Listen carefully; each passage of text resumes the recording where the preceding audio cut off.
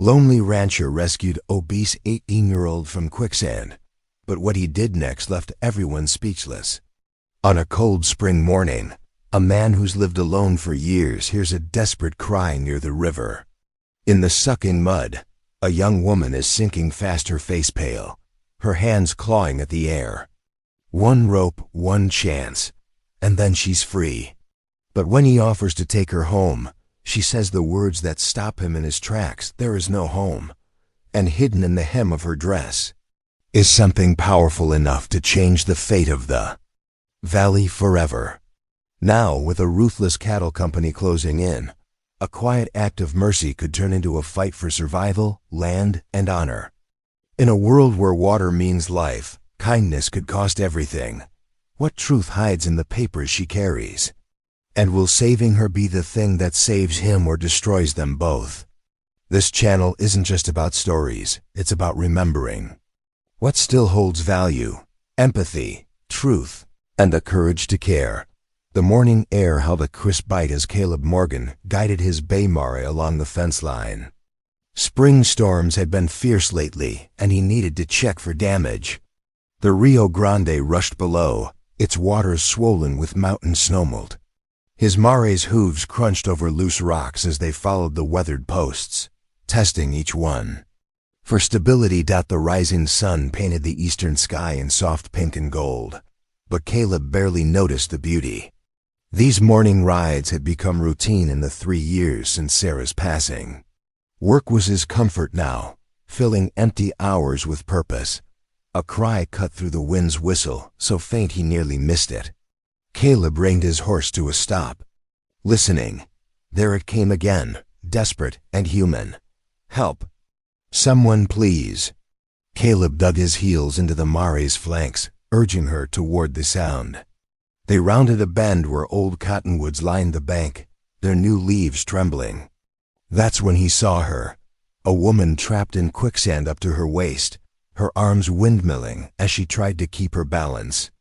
"Don't move," he shouted, dismounting quickly. "The more you struggle, the faster you'll sink."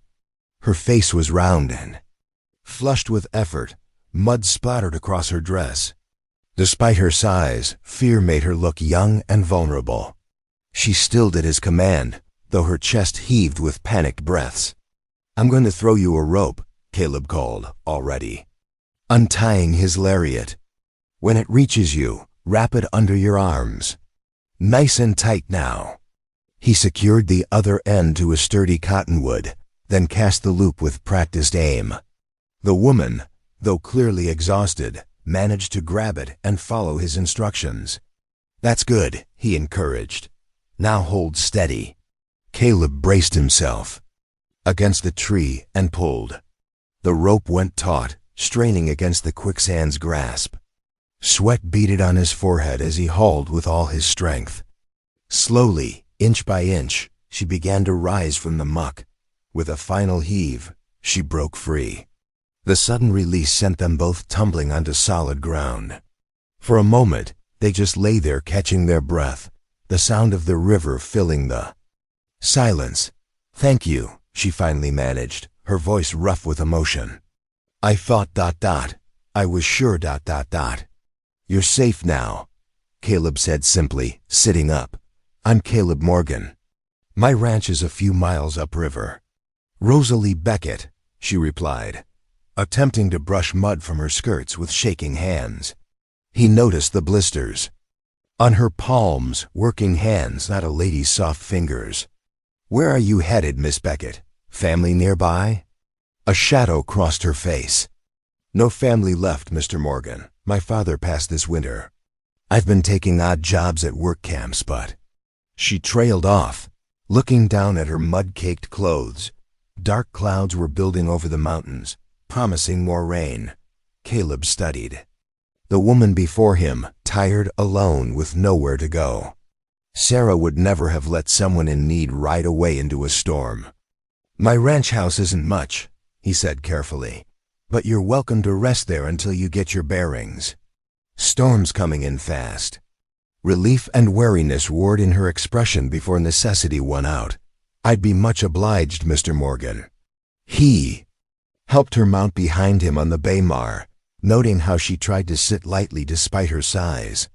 They rode upstream at an easy pace, passing the spring-green willows that lined the bank.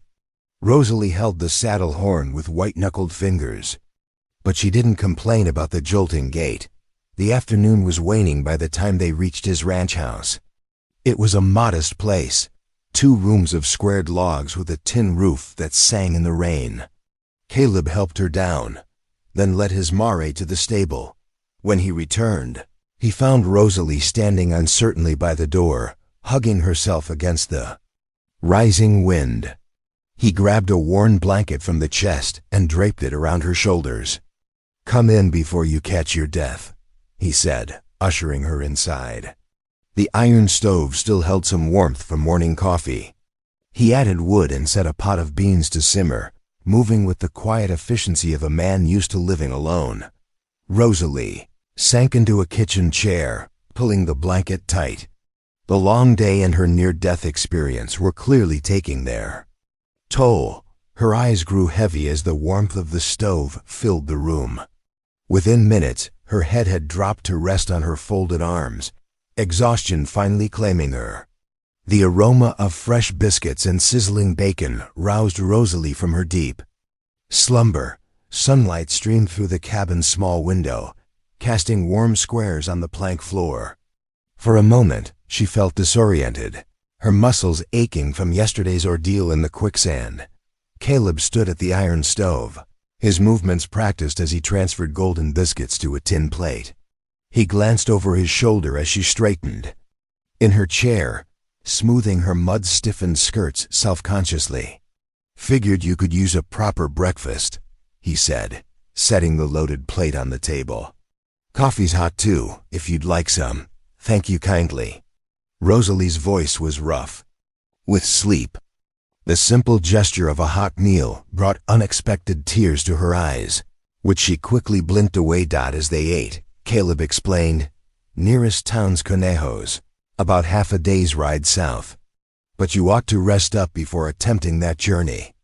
That quicksand took a fair bit out of you." Rosalie nodded, grateful for the suggestion. The thought of more travel made her bones ache. "I don't mean to impose... No imposition." Caleb's tone was matter-of-fact. "Plenty of space here." The genuine kindness in his voice loosened something in Rosalie's chest. Before she knew it, words began spilling out between bites of biscuit. "Pa took sick with lung fever last winter," she said softly. Nothing the doctor tried seemed to help. By the time the snow melted, he was gone. She stared down at her plate. The creditors came not long after. Took the cabin and most everything in it. Safei had borrowed against the property. Caleb listened quietly, his eyes showing understanding of such loss. The raw grief in her voice echoed his own memories of Sarah. "I've been moving between work camps since then," Rosalie continued. "But seems nobody wants to hire on a woman my size for long. They say I'll eat more than I'm worth." She tried to laugh, but the sound came out hollow. "Folk can be cruel without cause," Caleb said simply. He rose from the table. "Would you like to see the ranch? Might do you good to walk a spell." The mid-morning sun had warmed the spring air as they stepped outside. Caleb showed her the low barns where he stored hay and tools, then led her past the corrals where his small herd of cattle grazed on fresh grass. Pride touched his voice when he pointed out the irrigation ditch he'd dug himself, bringing water from the river to nurture his modest crops. After the tour, they returned to the cabin. Rosalie noticed a pile of shirts badly in need of mending near Caleb's rocking chair. "I could help with those," she offered hesitantly. "I'm good with a needle." Caleb seemed surprised but handed her the worn garments. Rosalie settled by the window, working quickly and precisely. Her stitches were tiny, and even speaking to years of practice. As dusk approached, Caleb prepared a simple supper of salt pork and beans. When he thanked her sincerely for mending his shirts, Rosalie's eyes brightened at the genuine appreciation in his voice. It had been so long since anyone had valued her work, After they finished eating, Rosalie gathered her courage. "Mr. Morgan, I was wondering, might I bathe in the creek tomorrow? This river mud has dried something fierce." She plucked at her stained skirts. "Of course," Caleb replied. "There's a quiet bend past the willows. I'll stand watch to ensure your privacy and safety. Bears sometimes come down to fish this time of year." Rosalie nodded gratefully, touched by his matter-of-fact consideration of her comfort and security. As night settled over the ranch, they sat in comfortable silence by the hearth. The fire's warm glow filled the cabin while coyotes called to each other beyond the cottonwoods. Rosalie's hands were folded in her lap, her mind drifting to memories of similar evenings with her father. Caleb added another log to the fire, its crackling mixing with the wild chorus outside. Neither felt the need to fill the quiet with empty words. For the first time since her father's death, Rosalie felt the knot of anxiety in her chest begin to loosen. Here, in this simple cabin with its taciturn owner, she had found a moment of peace. Dawn painted the eastern sky in soft pinks and golds, as Rosalie gathered her few belongings for the creek. She had carefully folded a clean dress and petticoat, tucking a small sliver of soap wrapped in cloth alongside them. The morning air held a crisp sweetness, promising another clear spring day. Caleb led her to a sheltered bend in the creek, where willows dipped their new leaves toward the rushing water. "I'll keep watch downstream," he said, turning his back with natural courtesy. "Just call if you need anything." Rosalie waited until his footsteps faded before slipping out of her mud-stiffened clothes. The cold water made her gasp, but she welcomed its cleansing touch. Working quickly, she scrubbed her skin and hair, then turned her attention to her soiled dress. As she worked, the fabric between her hands, her fingers caught on something peculiar, a lumpy seam along the hem. Curious, she examined it more closely. The stitching was different here, tighter than her usual neat work. Memory stirred, her father asking her to sew something into the hem last winter, his hands shaking with fever. Using her thumbnail, Rosalie carefully picked the stitches loose. A small packet emerged, its paper wrapping warped and stained by river water. Her heart quickened as she unfolded it, revealing several official-looking documents. Her father's bold signature caught her eye immediately. "Oh, Pa," she whispered, remembering now.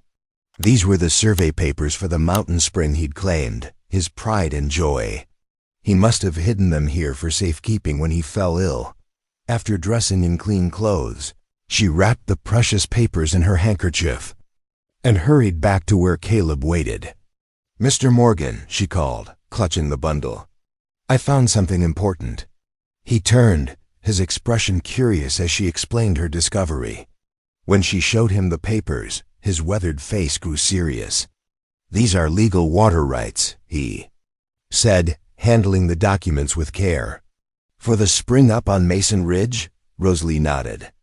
Pa was so proud when he filed the claim. Said that spring had the sweetest water he'd ever tasted. Caleb's brow furrowed deeply. "Miss Beckett, you should know, Harcourt Cattle Company's been trying to get control of that spring. William Harcourt doesn't take kindly to competition." They walked back to the cabin, where Caleb prepared a simple noon meal of dried beef and cornbread. As they ate, Rosalie shared stories of her father's unwavering honesty, even when it cost him dearly. "He wouldn't sell the rights, even when Mr. Harcourt offered good money," she said, breaking her cornbread into small pieces.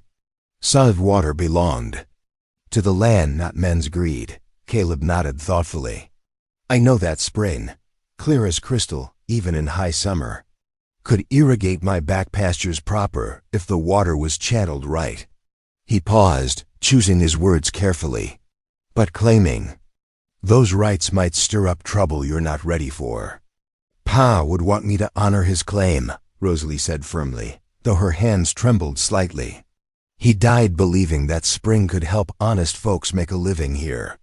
They agreed to ride up and inspect the spring in a few days, once Rosalie had regained her strength. The rest of the afternoon passed quietly. with Rosalie helping to sort dried beans for supper, while Caleb repaired a broken fence post. As evening approached, savory smells filled the cabin. Rosalie had baked fresh cornbread to go with the beans, remembering her father's favorite meal. They ate in comfortable silence, broken only by the distant lowing of cattle. After the dishes were cleared, Rosalie settled by the fire with one of Caleb's worn saddle straps. Her needle flashed in the lamplight as she worked, reinforcing the weathered leather with careful stitches. Across the room, Caleb sat in his rocking chair, head bowed in quiet prayer. His lips moved silently, seeking guidance for the challenges ahead. Through the cabin's small window, Rosalie watched the waxing moon rise over the dark ridges. Its silver light touched the spring-green valley, casting long shadows from the cottonwoods. The papers lay wrapped in cloth on the table, a reminder of her father's legacy and the decisions that awaited them both. 2 days passed in gentle rhythm of ranch work, before Caleb deemed Rosalie strong enough for the mountain trek. The morning dawned clear and mild, perfect for the journey ahead.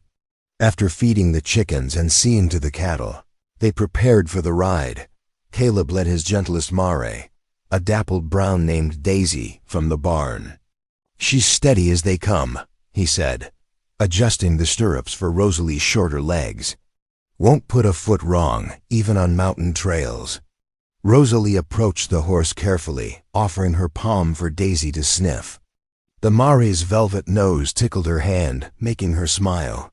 "She's beautiful," she said, stroking the horse's neck. "That she is," Caleb agreed, helping Rosalie mount. He checked the saddle cinch one last time before swinging onto his bay. "Trails. Steep in places. We'll take it slow."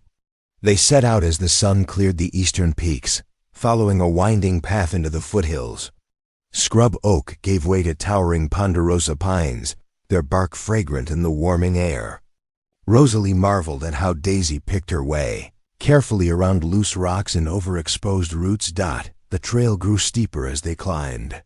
Caleb called frequent stops, letting the horses rest in patches of shade. During one such break, beneath a massive ponderosa, he pulled jerky and apples from his saddlebag. "Look there," he said, pointing across the valley as they ate. "You can see clear to the Spanish peaks." Rosalie gazed in wonder at the vast landscape spread before them. The Rio Grande wound like a silver ribbon through green bottomlands, and distant mountains rose blue against the horizon. "I've never seen anything so beautiful," she breathed.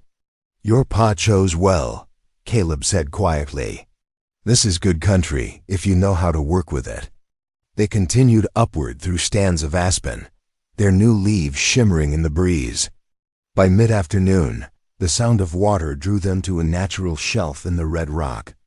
There, crystal-clear water bubbled from the ground, forming a small pool. Before trickling down the mountainside, Rosalie knelt beside the spring, cupping her hands to drink. The water was sweet and cold, tasting of snow and stone. "Just as Pa described it," she said, wiping her mouth with her sleeve. Caleb pulled out his worn leather pocketbook and a stub of pencil. His weathered hands moved surely as he sketched the spring's location, marking notable landmarks and calculating distances. "Good fall from here to the valley," he observed. "Pipes could carry the water down natural-like, feed right into irrigation ditches for the back pastures." He walked the area carefully, noting the spring's flow and the lay of the land. Rosalie watched him work, seeing the same practical dreaming that had lit her father's eyes when he spoke of this place. The sun was well past its peak when Caleb finally tucked away his pocketbook. "Best head back," he said, helping Rosalie mount. "Don't want to be on mountain trails after dark." They descended more slowly than they had climbed, the horses placing their feet with extra care on the steep sections. Shadows lengthened across the valley, and the evening air grew cool by the time they reached the ranch. After settling the horses with fresh hay and water, they entered the warm kitchen. Rosalie lit the lamp while Caleb stoked the stove's embers. "Back to life," Its gentle warmth chased away the mountain chill. "Miss Beckett," Caleb said, turning from the stove. "I've been thinking. Way I see it, you've got as much right to be here as anyone. If you're willing, you're welcome to stay through summer at least. Give us time to sort out matters with the spring proper." Color rose in Rosalie's cheeks, and her eyes grew bright. "I'm much obliged, Mr. Morgan," she said softly. "Truly." They shared a simple supper of beans and the last of the morning's cornbread, comfortable in their shared silence. Through the open window came the evening song of crickets, accompanied by the distant cry of a whippoorwill. The spring's clear. Water seemed to sing in both their minds, carrying whispers of possibility. Rosalie glanced at Caleb's pocketbook on the table, his careful drawings promising a future she hadn't dared imagine days ago. For the first time since her father's death, hope bloomed warm and steady in her heart. The next morning dawned bright and clear. Caleb stood in the doorway, watching the sun paint the mountains gold while Rosalie mixed dough at the kitchen table. The familiar scent of yeast filled the warm air. "I need to ride into Canijos for supplies," he said, adjusting his hat. "Will you be all right here alone?" Rosalie looked up from her work, flour dusting her forearms. "Of course. I've got bread to bake and those shirts still need mending." She smiled, her hands never stopping their steady kneading. "Don't forget we're low on coffee." "I won't," Caleb promised, stepping out into the crisp morning air. His bay mare nickered a greeting as he saddled her, checking the cinch twice before mounting.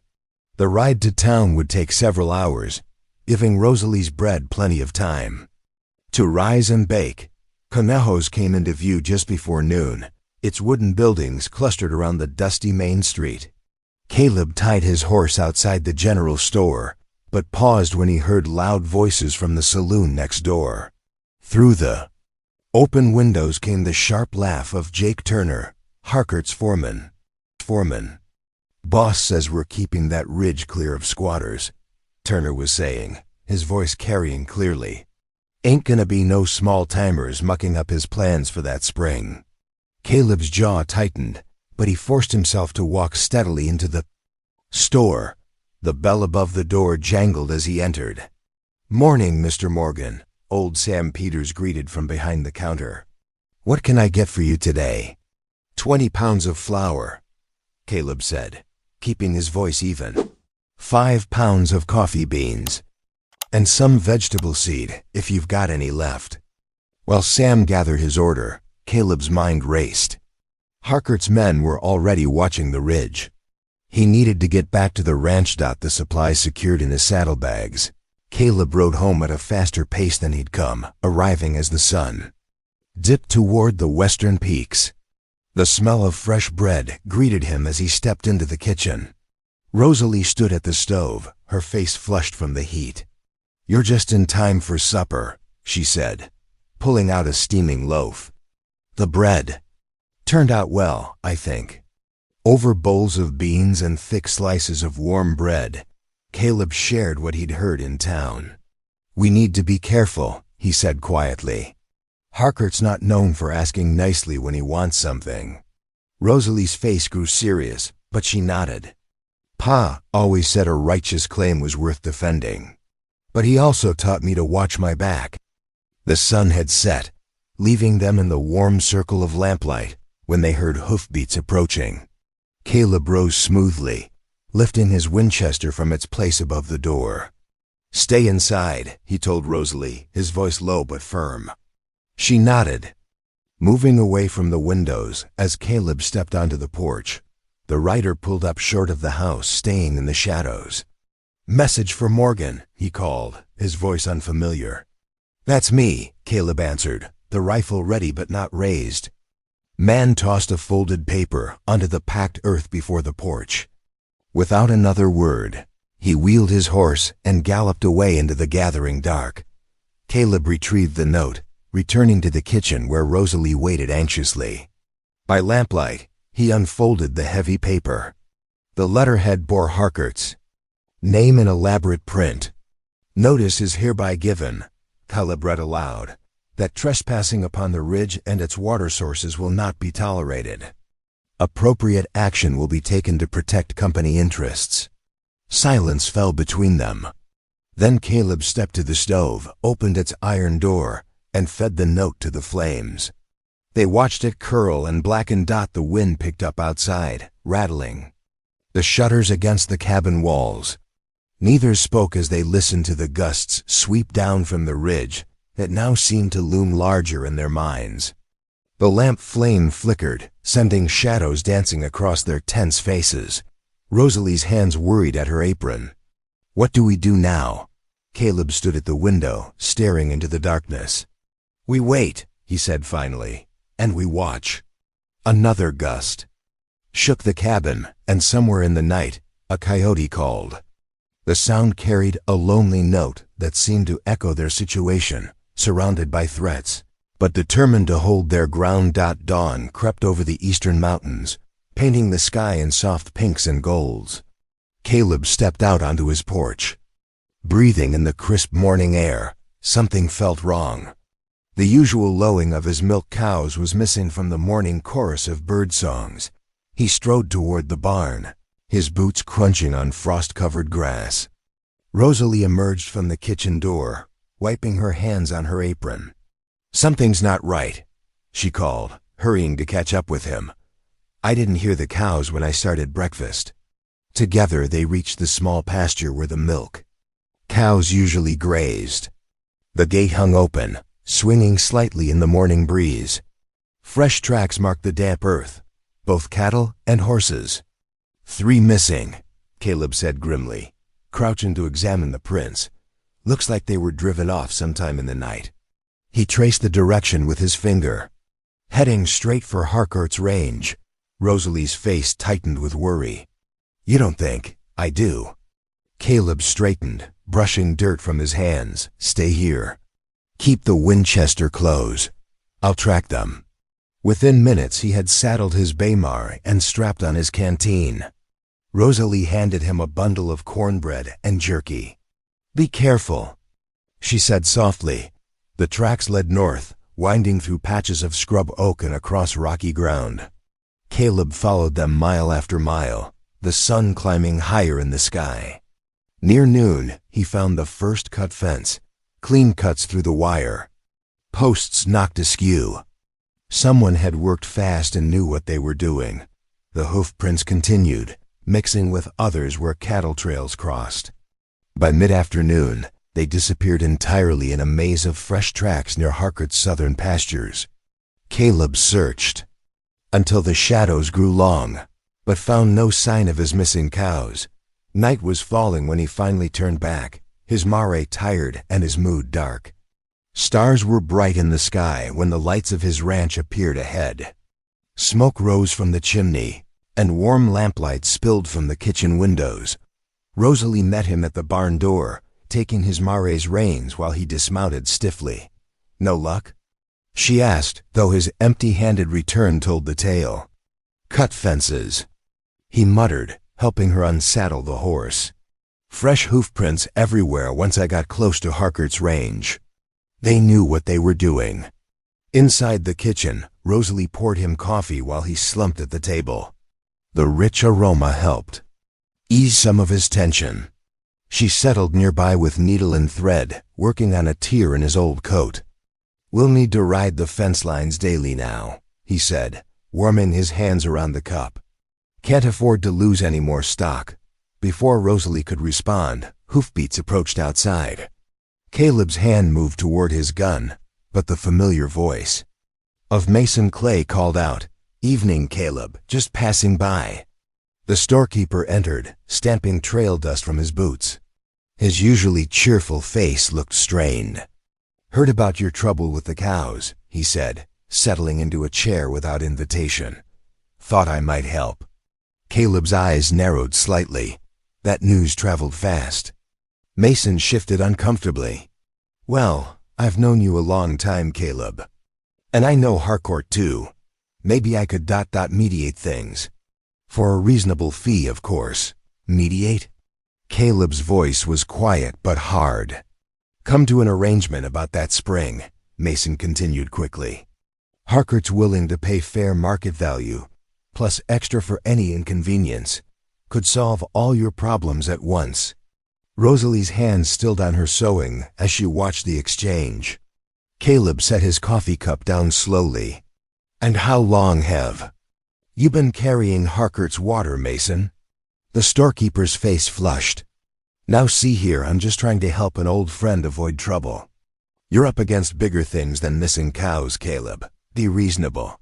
I reckon you should leave now," Caleb said evenly. "And tell Harcourt, if he wants to talk, he can come himself instead of sending messengers." Mason stood, his jaw tight. Without another word, he stalked out. They heard his horse gallop away into the night. Rosalie resumed her sewing, the lamplight gleaming on her needle. "That's 2 friends gone today," she said softly. "Mason hasn't been a real friend since Harcourt opened his line of credit at the store," Caleb replied, his voice tired. She tied off her thread and held up his mended coat. "Is it worth all this?" she asked quietly. "The spring, I mean. We could take Harcourt's money, find somewhere easier." Caleb looked at her for a long moment, his weathered face gentle in the lamplight. "Some things you don't sell, Rosie," he said softly. "Not for any price." The Sunday morning dawned bright and clear. Caleb hitched his team to the wagon while Rosalie smoothed her freshly pressed dress, her one good outfit saved for church. She had spent the previous evening letting out the seams a bit, and now it fit more comfortably. "We should keep to our normal ways," Caleb said, helping her up onto the wagon seat. "Can't let Harcourt's threats change everything." They rode the dusty road into Conejos, the wagon wheels creaking a steady rhythm. Other families passed them in buggies and wagons, heading to the white-painted church that stood tall against the mountain backdrop. Caleb guided the horses to a hitching post in the shade of a cottonwood dot inside the church. Sunlight streamed through plain glass windows, catching dust motes in golden beams. They found seats near the back, where Rosalie could feel the curious glances of townspeople. The wooden pew creaked as they settled. Pastor Matthews led them through familiar hymns, his voice strong and clear. During his sermon about David facing Goliath, his eyes met Caleb's more than once. After the final amen, he made his way through the crowd to grasp Caleb's hand. "Stand firm in truth, brother," the pastor said quietly, then moved on before Caleb could respond. As the congregation filed out, whispered conversations reached their ears. "Harcourt's buying up the Wilson place," one woman murmured. "Offering good money, too." "Heard he's got plans for the whole valley," another replied. "Says small spreads ain't efficient enough." Caleb touched Rosalie's elbow, guiding her toward the boarding house for lunch. The dining room was crowded with after-church patrons, the air thick with the smell of roast beef and coffee. They found a small table near the window while they ate. Rosalie noticed 2 men at the counter, Harcourt's ranch hands by their gear, watching them with narrow eyes. She pushed her peas around her plate, appetite fading. "They're just trying to make us nervous," Caleb said softly, noting her discomfort. "Best pay them no mind." They finished quickly and headed for home. The afternoon sun beat down harsh and hot, and dark clouds were building in the west. Wind started to pick up, carrying the first traces of dust. "Storm's coming," Caleb said, studying the sky. "Might need to find shelter." The wind grew stronger, and soon dust filled the air, stinging their eyes and coating their teeth. Visibility dropped to mere yards. Caleb turned the team toward an old line shack he knew was nearby, used years ago when this had been open range. They found the shack just as the storm hit full force. Caleb got the horses into the lean-to, then helped Rosalie inside. The small cabin was musty but sound, the roof keeping out the howling wind and swirling dust. "Looks like we'll be here till morning," he said, lighting a stub of candle he found on a shelf. The tiny flame cast dancing shadows on the log walls. Rosalie sank onto an old wooden chair, brushing dust from her dress. "At least we're dry." "Caleb." rummaged through his saddlebags, producing a can of peaches, a treat he'd bought in town. He used his knife to open it, and they shared the sweet fruit, passing the can back and forth in the growing darkness. The wind moaned outside, rattling the shutters. Rosalie pulled her shawl tighter. "Tell me about her?" she asked softly. "Your wife?" Caleb was quiet so long she thought he wouldn't answer. Finally he spoke, his voice gentle in the darkness. "Sarah loved spring best. Said it was God's promise, that good things return. She'd spend hours in her garden, singing while she worked." He paused. "Lost her to fever 4 years ago come August." Rosalie's heart ached at the grief in his voice. "I'm sorry," she whispered. "What about you?" he asked after a while. "What dreams did you carry before all this trouble?" She smiled sadly. In the candlelight, simple ones. A warm kitchen with copper pots hanging on the walls, bread rising by the stove. Children's voices in the yard. She looked down at her hands. "Foolish dreams, maybe." "Not foolish," Caleb said firmly. "Just waiting for the right time."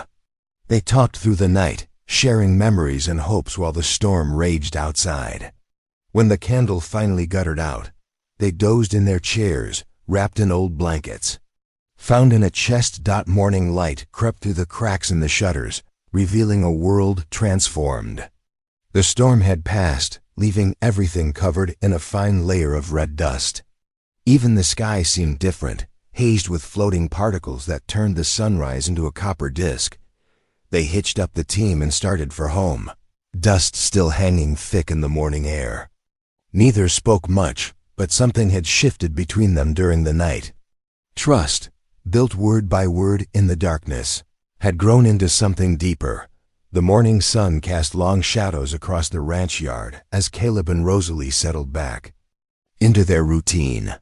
The dust storm had left a fine red coating on everything, but the familiar rhythm of ranch work soon restored order to their world. Rosalie gathered eggs from the henhouse, her apron filled with warm brown shells. The chickens clucked and scratched around her feet, pecking at scattered corn. Inside the kitchen, she hummed softly while stirring a pot of beef stew, adding carrots and potatoes from the root cellar. Caleb worked the fence lines, replacing rotted posts and mending wire where the storm had torn it loose. The steady rhythm of his hammer echoed across the pasture. When the sun reached its peak, he paused to drink from his canteen. Watching a hawk circle overhead in the barn's cool shade, he had started a secret project. An old saddle maker in Santa Fe had taught him the craft years ago, and now he carefully measured and cut leather pieces. While Rosalie hung laundry or tended her small herb garden, Caleb worked on the saddle, wanting it to be perfect. He'd noticed how the borrowed saddle she used pinched her legs, making long rides uncomfortable. "Got to measure these stirrups just right," he muttered to himself one afternoon, holding up the leather against marks in his notebook. He'd been watching carefully, noting the length she needed when she thought he wasn't looking. The leather was good stock, supple and strong, worked soft with careful handling. The crunch of wagon wheels on gravel interrupted his work. Caleb stepped out of the barn, squinting against the afternoon glare. Mason Clay's familiar buckboard rolled into the yard, the storekeeper himself holding the reins. "Afternoon, Caleb," Mason called, climbing down. His usual easy smile seemed strained. "Thought we might talk business." Caleb wiped his hands on his shirt. "Reckon we can do that." He gestured toward the house porch where 2 chairs sat in the shade. Mason settled his bulk into one chair, hat in his hands. "Been talking with Mr. Harcourt," he began, not meeting Caleb's eyes. "He's willing to be reasonable about this spring business." "Is that so?" Caleb's voice was quiet. $5,000 cash, Mason said quickly. "That's more than fair for unused water rights. He'll drop the whole matter, no more trouble." He leaned forward. "Think about it, Caleb. That's enough to buy prime bottom land, maybe even start a new herd." Rosalie appeared in the doorway, wiping her hands on her apron. Her face was carefully blank, But Caleb saw how her fingers twisted the fabric. "The spring ain't for sale," Caleb said firmly.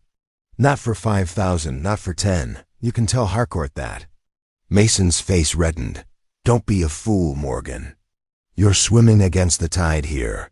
Small spreads can't survive anymore. You know that." "I know right from wrong," Caleb replied, standing. "And I know when a man's being used against his friends." He gestured toward the gate. "You best head back to town now." Mason jammed his hat on his head, lips tight. "Your pride's going to cost you dear," he said, climbing onto his wagon. The wheels spun in the dirt as he turned sharply and drove away. Sunset painted the sky orange and purple as they finished the evening chores. Rosalie had just set fresh bread on the table when the sharp crack of rifle fire echoed from the ridge. "That's mighty close," Caleb said, moving to the window. More shots followed, the reports rolling across the valley. "Harcourt's men?" Rosalie asked softly. "Likely so. Hunting where they shouldn't be, making sure we hear them." Caleb's jaw tightened. He crossed to the chest by his bed, returning with his Colt revolver. The worn walnut grip gleamed in the lamplight as he carefully oiled the cylinder and checked the loads. The weapon lay on the table between them as Rosalie opened her father's Bible, its leather cover soft with age. The familiar words of the Psalms filled the kitchen, her voice steady despite the occasional distant gunshot. "The Lord is my shepherd," she read, the lamplight catching the gold cross embossed on the cover. "I shall not want ... Caleb cleaned his gun and listened, drawing comfort from the ancient verses. Outside, the shots grew more distant until they faded altogether, leaving only the familiar night sounds of crickets and wind in the cottonwoods. When Rosalie finished reading, she looked up to find Caleb watching her with gentle eyes. "Your pa raised you right," he said quietly, "teaching you to stand by what's true." She touched the Bible's worn cover. "He always said a person's word was their bond, that some things weren't meant for selling." "He was right about that," Caleb agreed, his hand resting near the revolver. "Some things are worth protecting, no matter the cost." The lamp flickered as a cool breeze slipped through the window, carrying the sweet scent of sage and promise of rain. The morning sun slanted through the kitchen window as Rosalie studied her father's water claim papers spread across the wooden table. Her fingers traced the wrinkled edges where river water had seeped in, but the writing remained clear enough to read. "We ought to make this official," she said, looking up at Caleb who stood by the stove. "File the claim proper at the county seat." Caleb poured coffee into 2 tin cups, considering her words. "Reckon you're right. Papers won't mean much unless they're recorded in the law books." He set a cup before her. "But we'll need more than just documents. Judge will want witnesses. Proof we're working the land. "Like what sort of proof?" Rosalie asked, wrapping her hands around the warm cup. "Survey markers. Testimony from folks who knew your pay and his claim. Maybe even that Ute elder I helped years back. He knows every spring in these mountains." Caleb sat across from her. "Won't be easy, though. Harcourt's got friends in high places." Rosalie squared her shoulders. "Papa always said truth needs defending, even when it's hard." They spent the next 2 days preparing. Rosalie carefully pressed the water-damaged papers between smooth boards, weighing them down with river stones. Each morning she checked them, pleased to see the pages growing flatter, the ink remaining strong against the pale paper dot in the barn. Caleb worked on the wagon, replacing the cracked wheel spoke and greasing the axles. The sound of his hammer rang, steady as he secured loose boards on the bed. He led the wagon team to the makeshift blacksmith setup behind the barn, checking each horse's shoes for wear. "Good girl," he murmured, running his hand down Amari's leg as he examined her hooves. "Need you strong for this journey." On the 3rd morning, they loaded the wagon before dawn. Rosalie packed bread, dried beef, and apples while Caleb filled water barrels and stowed extra harness leather. The papers, now flat and protected between pieces of oilcloth, went into a special wooden box under the wagon seat. The sun was just touching the mountain peaks when they set out. The wagon wheels creaked a steady rhythm as they followed the river road south. Rosalie sat straight beside Caleb on the seat, her best dress protected by a clean apron. They passed fields greening with spring wheat, exchanging waves with farmers already at work. "Tell me again what you'll say to the judge," Caleb prompted as they stopped to water the horses at midday. Rosalie stood in the shade of a cottonwood, smoothing her skirt. "Your Honor, my father William Beckett filed legal claim to the spring. In 1879, he marked the boundaries, built a holding pond, and began work on irrigation ditches before his passing last winter." Her voice grew stronger as she continued. "The claim papers bear his signature and the county surveyor's mark. We ask the court to recognize and record these rights." Caleb nodded approvingly. "Good. Speak just like that, clear and certain." As evening approached, they made camp in a protected bend of the river. Caleb tended the horses while Rosalie built a small fire, setting coffee to boil and unwrapping their supper. The flames cast dancing shadows as they ate.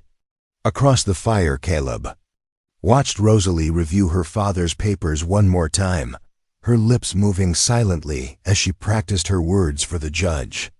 "Your pa would be proud," he said quietly, "seeing you stand up for what's right." Rosalie looked up, firelight reflecting in her eyes. "Sometimes I hear his voice in my head, telling me to be brave." She carefully returned the papers to their box, "But I'm still scared." "Being brave don't mean not being scared," Caleb replied. "It means doing what needs doing anyway." He added wood to the fire, sending sparks floating upward. "Remember, I'll be right there beside you." The river murmured in the darkness as they spread their bedrolls on opposite sides of the fire. Rosalie lay awake for a while, listening to the night sounds, crickets chirping, an owl's distant call, the horses shifting in their picket line. Above, stars wheeled across the vast sky, unchanging and eternal like the truth they sought to defend. Sleep finally found her as the fire burned low, her father's words echoing in her dreams. "Stand tall, girl.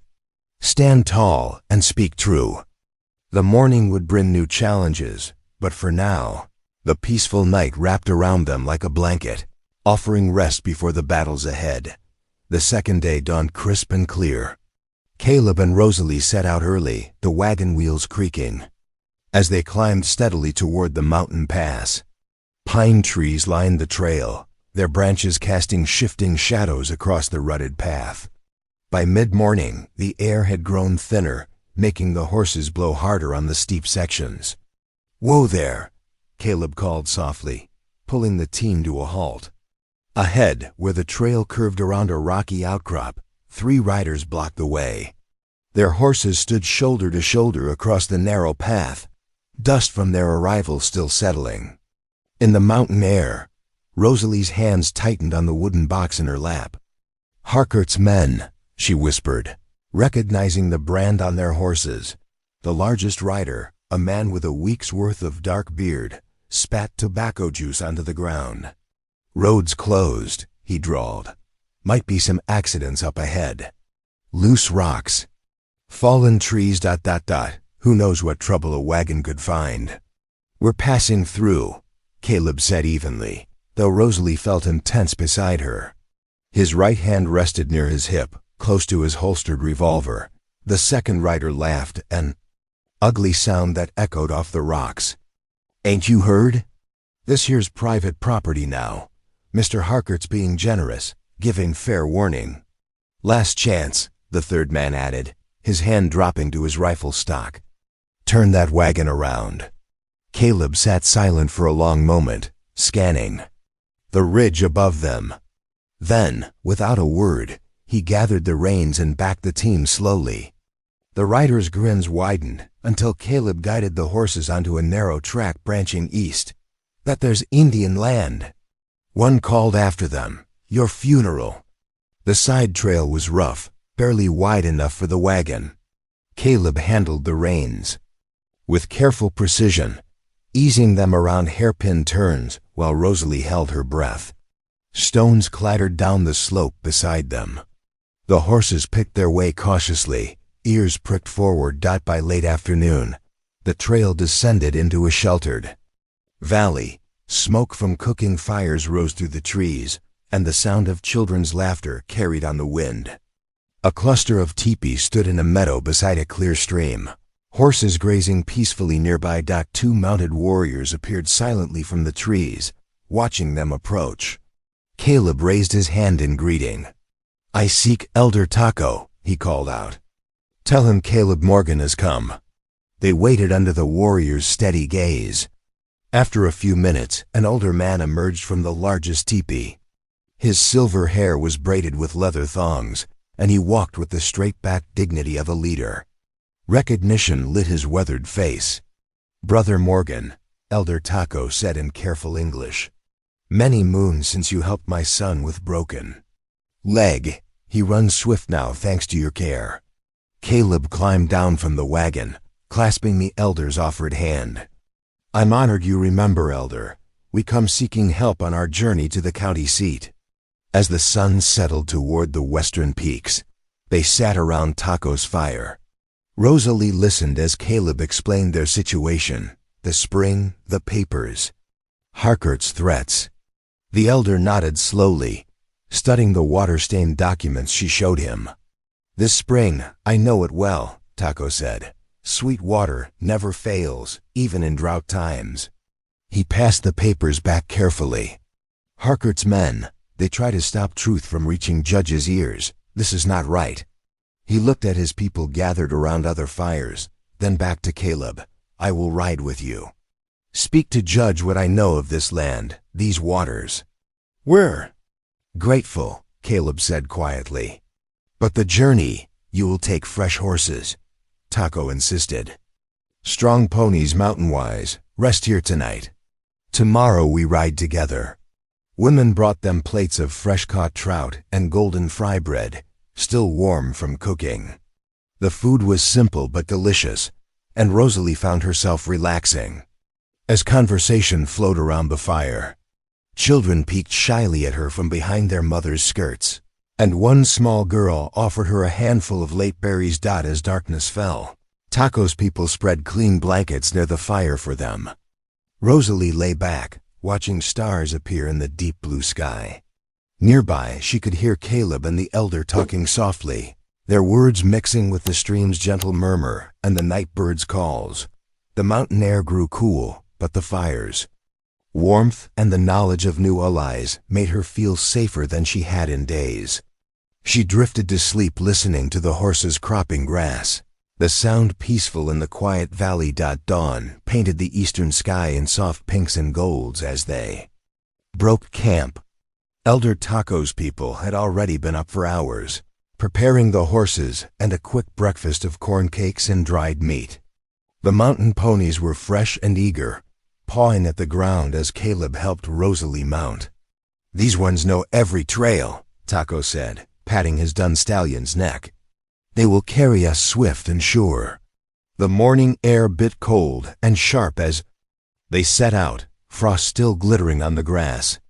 Their small party made good time, the horses' hooves striking a steady rhythm on the hard-packed earth.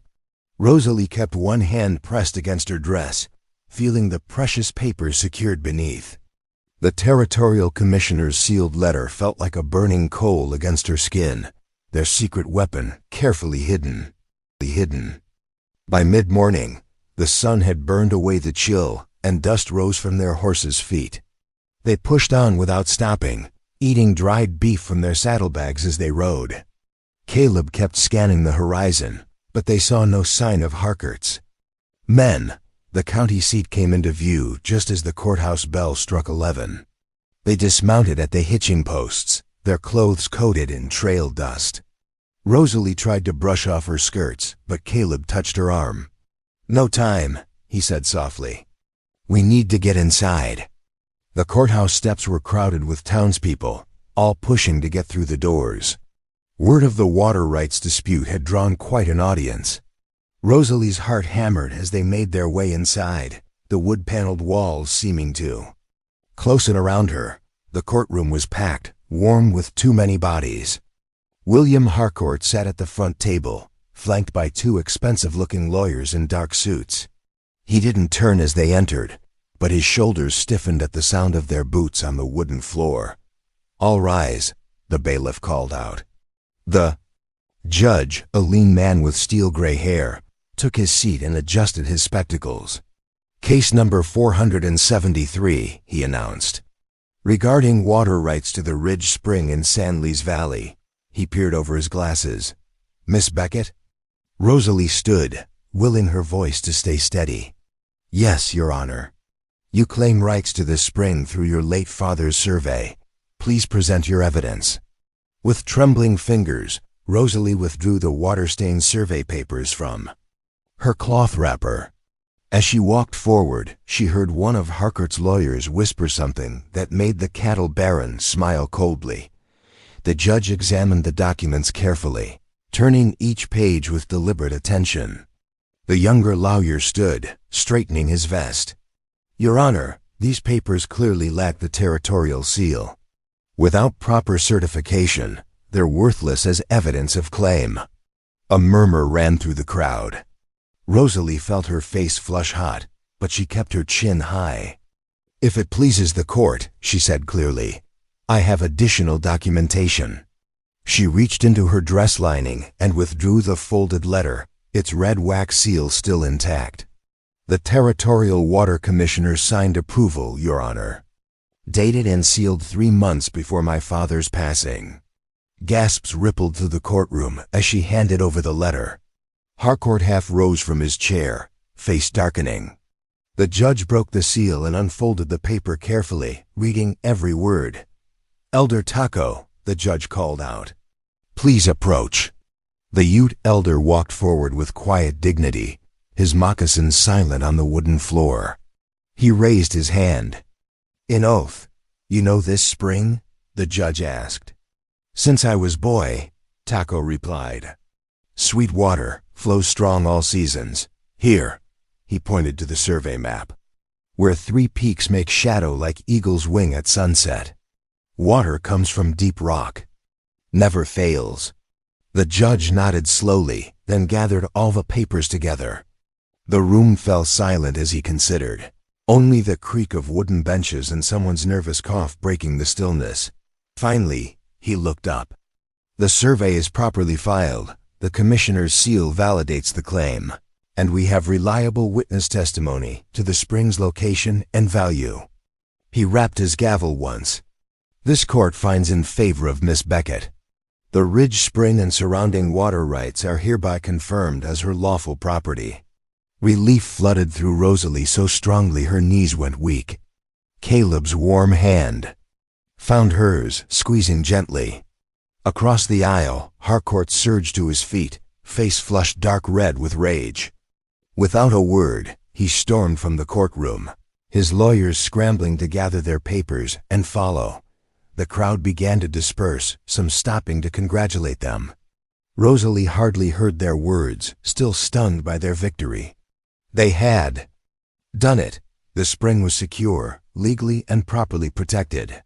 Her father's last gift would help build a future she had hardly dared to dream of. Elder Taco touched her shoulder lightly.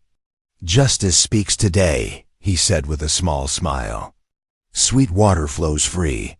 The late afternoon sun slanted through the courthouse windows as Caleb inspected their horses outside. He frowned at the bay mare's rear hoof, where the shoe hung loose, nearly ready to fall off. "Can't risk riding her like this," he said, straightening up. "We'll need to stay the night." As if in answer to their predicament, the town pastor approached with his wife, both smiling warmly. "We insist you stay with U.S., Reverend Matthews said, clasping Caleb's hand. "Sarah's already preparing the spare room." "That's mighty kind," Rosalie replied, relief evident in her voice.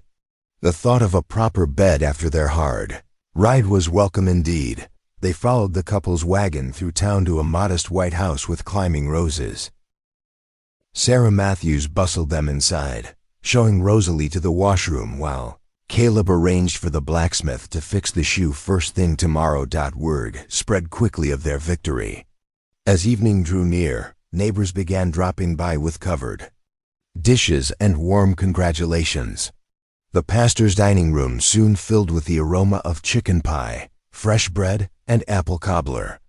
"Never seen Harcourt leave town so quick," old Mr. Peterson chuckled, passing the potatoes.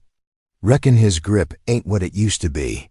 "3 families refused to sell him land last month," Mrs. Turner added, nodding sagely. "People are starting to stand up to him." Rosalie sat straighter in her chair, warmth spreading through her chest that had nothing to do with the hot coffee. For the first time since her father's death, she felt truly seen and respected. The townsfolk's approval wrapped around her like a warm shawl. After the guests departed, she helped Sarah clean up, their hands moving in easy rhythm as they washed and dried dishes. The pastor's wife asked about her plans for the ranch, genuine interest in her eyes. "I want to plant a proper kitchen garden," Rosalie said, surprising herself with how clearly she could see it. "Tomatoes and beans for canning, maybe some squash. And I've been thinking about raising chickens for eggs to sell in town." Sarah squeezed her arm. "You'll do wonderfully, dear. The way you handled yourself in court today, you've got strength in you, plain as day." In the parlor, Caleb and Reverend Matthews discussed irrigation techniques, their voices a comfortable murmur.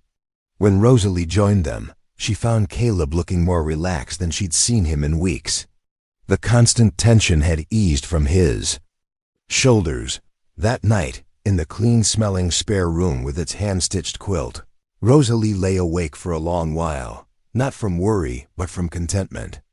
Across the hall, she heard Caleb's steady breathing.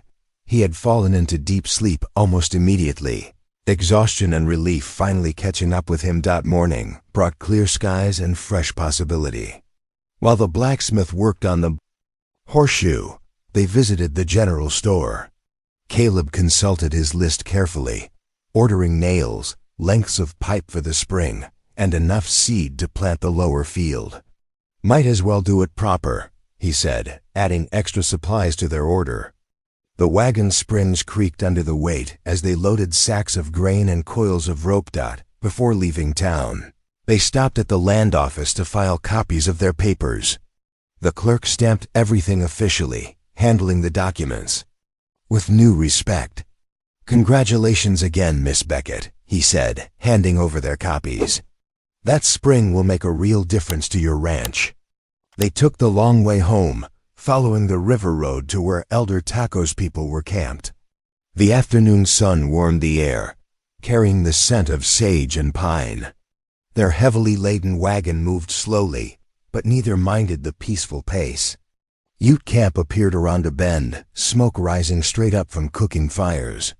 Children played among the lodges, their laughter carrying across the clear air.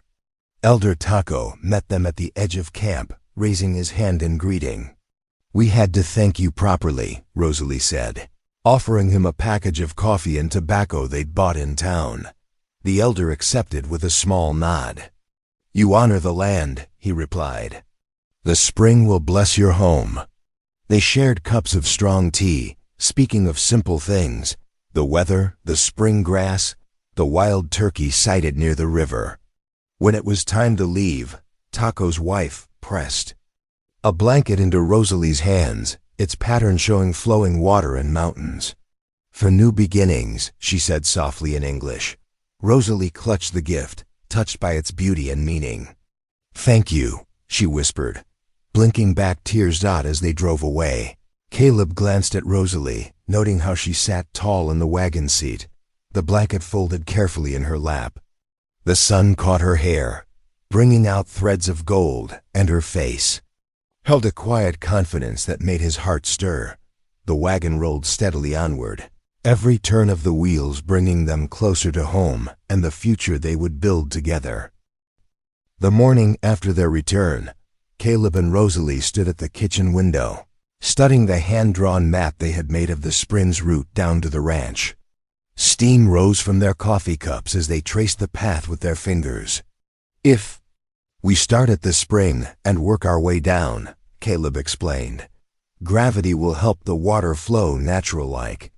Rosalie nodded, already calculating the supplies they would need. The wagon sat loaded with pipes and tools in the yard. Ready for the day's work, they began their labor at sunrise, driving the wagon as far up the ridge as possible. The spring bubbled clear and sweet from the red rocks, just as they remembered. Caleb showed Rosalie how to fit the pipes together while he dug the first section of trench. "My father would be proud to see this," Rosalie said softly, tightening a joint with steady hands. "He always said water was life itself out here." Day after day, they worked their way down the slope. Caleb's shoulders ached from digging, and Rosalie's fingers grew calloused from handling pipe sections. But neither complained. They could see their progress in each foot of completed line. The weather held fair, though afternoon thunderheads sometimes forced them to seek shelter under canvas tarps. During these breaks, they shared jerky and apples, planning the next section of pipe. Rosalie noticed how Caleb's eyes crinkled when he smiled now, the worry lines around his mouth softening. 3 weeks into the project, Mrs. Turner and several ladies from church arrived unannounced, bearing fresh-baked pies and curious expressions. "Land sakes," Mrs. Turner exclaimed, taking in their muddy clothes and the half-finished trench. "You two have been busy as beavers up here." They insisted on setting up an impromptu picnic, spreading quilts in the shade of a broad cottonwood. The women praised Rosalie's determination while stealing glances at Caleb, who worked steadily nearby. "Never seen him so settled since his Sarah passed," Mrs. Peterson whispered, patting Rosalie's hand. "You're good for him, dear." When the ladies departed, leaving behind 4 pies and countless words of encouragement, Rosalie felt a warm glow of acceptance settle in her chest. The next morning, they connected the final section of pipe to the irrigation ditch. Caleb stood at the spring, hand on the valve, while Rosalie waited below. "Ready?" he called down. "Ready," she answered, heart beating fast with anticipation. The valve turned with a squeak. For a moment, nothing happened.